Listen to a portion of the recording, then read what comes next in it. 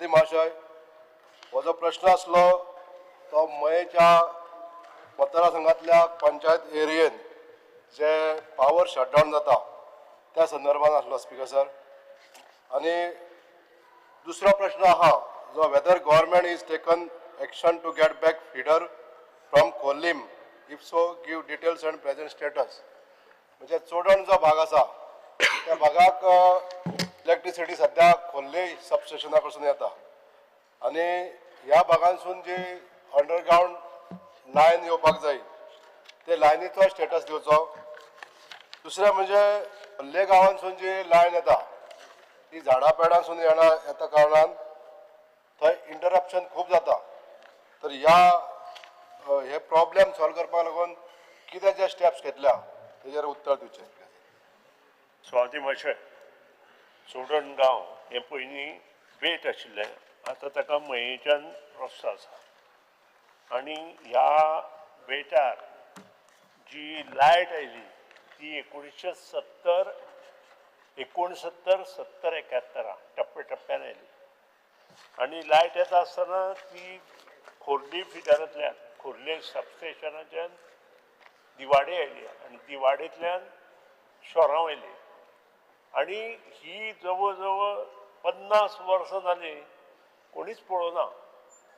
भाऊसाहेब बांदोडकर मुख्यमंत्री आसतना हें सगळें काम जालां आनी आज तें सगळें काम करपाची जबाबदारी माननीय मुख्यमंत्री अंडर ती म्हजे कडेन आयल्या आनी तुजे कडेन आयल्या.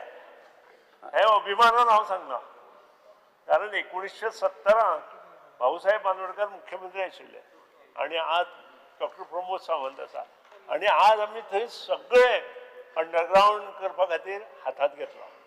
हो जो फिडर आसा खूब जुनो, म्हणजे सबस्टेशन खोर्लेच्यान येवपाचें तें जुनें आनी हें काम करता आसतना खुबश्यो गोश्टी मुखार व्हेल्यो. जवळ जवळ 140 कोटीची कामां, तातूंतली 110 कोटीची टेंडर जाल्या आनी उरिल्लीं कामां ह्या म्हयन्याक किंवा फुडल्या म्हयन्याक आफ्टर बजेट एप्रुवल फूल आमचो डिमांड एप्रुवल जालो त्या नंतर उरिल्ले 42 कोटीची कामां ताची घेतली आनी ताका जे शोरांव प्रॉब्लेम जाता तो प्रॉब्लेम कमी करपाची जबाबदारी आमच्या डिपार्टमेंटाची आसा आनी ती आमी करतले. दुसरो प्रश्न ताजो आसा की नार्वे आनी बिचोले सबस्टेशन आमी ऑलरेडी अपग्रेड करपाक घेतला.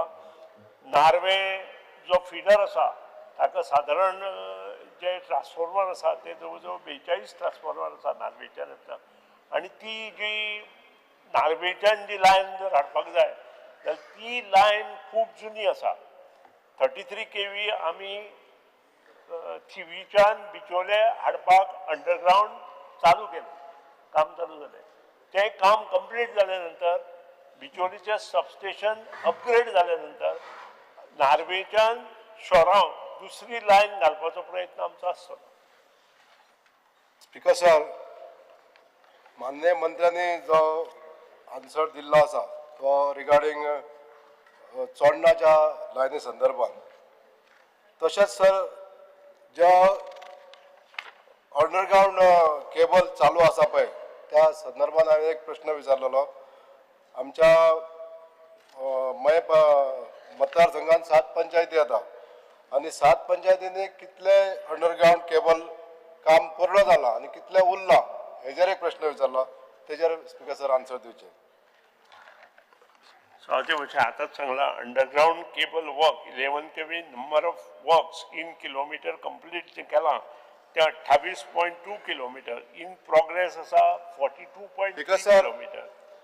तितून जर 7 पंचायतीसून एक पंचायत वगळ्या अशें म्हाका आन्सरान मेळ्ळें आसा.